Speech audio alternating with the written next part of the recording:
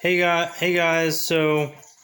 I am in the second stage of the aquarium, and the I put the sand in um, several days ago, about 3 days ago, no, 4 days ago, and this and it got really cloudy. It was really cloudy. You couldn't even see um, the other side.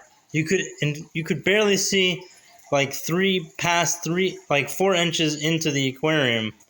Um, that's how cloudy it was. And so I did a water change.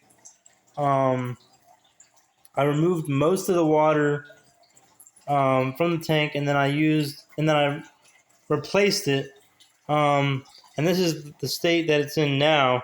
It still looks cloudy because I I moved the sand around and flattened it out a little bit more, evened it out, spread out the sand. Um, so my substrate is this.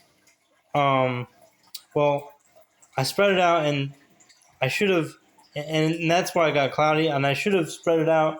I should have, spread it out before I added the water to it, because then it wouldn't be so cloudy because I stirred up the substrate.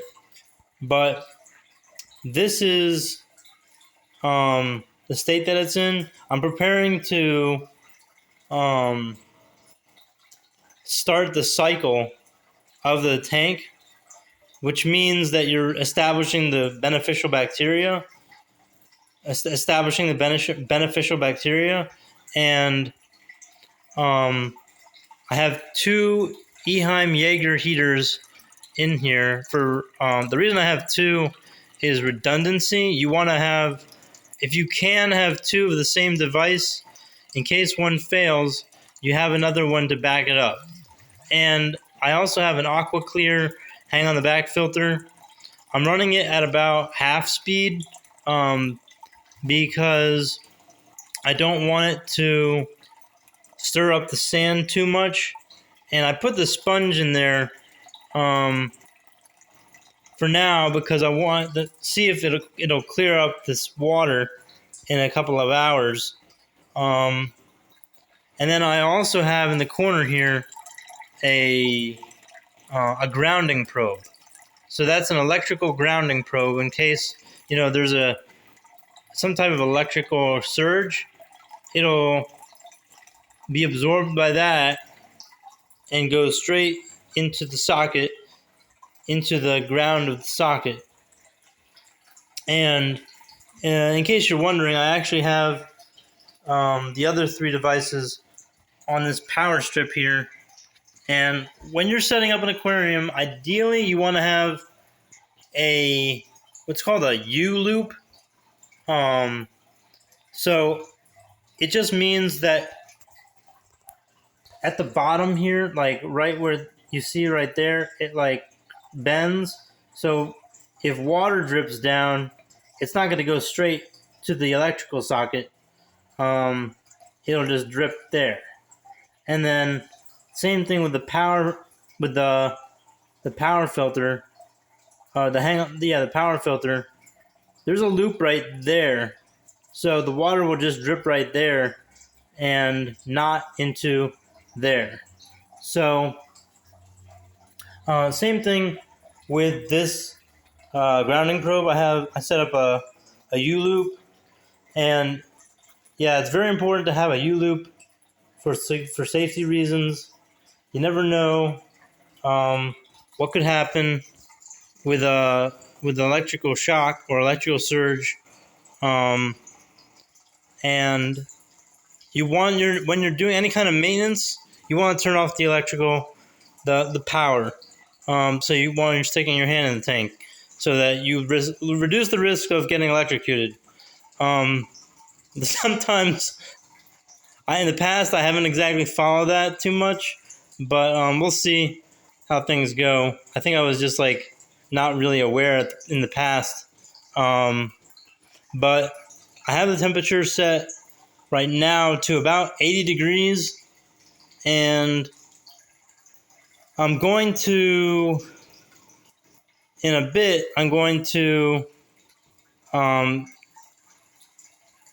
start the cycle by do the next in the the next stage with the next ingredients and stuff. I'm actually going to use Chem Stability, and I'm going to use some frozen thawed mysis shrimp as my ammonia source. So as I'm just gonna I'm doing a fishless cycle. So I'm going to explain more about that in the next video. I also got some goodies here for this tank setup, and it's pretty. I'm excited about the stuff because it's just the aquarium stuff for the hobby. You get excited about random stuff. So I've got this. I got the test kits. It's got a master test kit. It's by API. It has pH, ammonia, it tests for pH, high range pH, ammonia, nitrite, and it's got all those bottles in this kit. I'm kind of excited about this. As simple as it is, it's spirulina flakes. It's food, but it's really good for their immune systems to have spirulina. And it's by Ocean Nutrition. Ocean Nutrition is a pretty good brand. I got myself a 6-inch net. Of course, I don't have any supplies right now. That's why I had to get this stuff, because as you know, if you're an aquarist, you you get it once and then you have it for a while. And then I got an algae pad for scrubbing the algae. My goal for this tank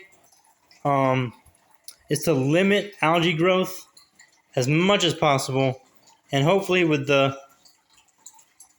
plants that I eventually put in, and I'm going to try to have a lower flow rate.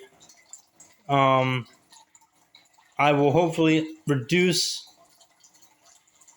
algae growth, and I'm going to try to reduce the amount of food that you feed. You don't want to overfeed. That's probably a number one problem related to algae growth, is people put too many fish in and feed too much. You overfeed, and you just got waste breaking down into ammonia, and then it turns into nitrate, which is food for algae.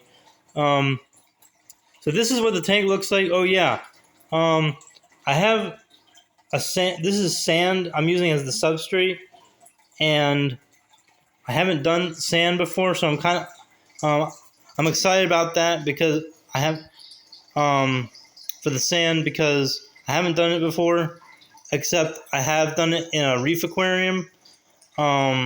This is a freshwater aquarium, so this is quartz base. This is a quartz sand, and that's mainly why it looks so cloudy. Is there's just a bunch of sand dust floating around, and hopefully that'll clear up with the sponge filter. With the sponge, not the sponge filter.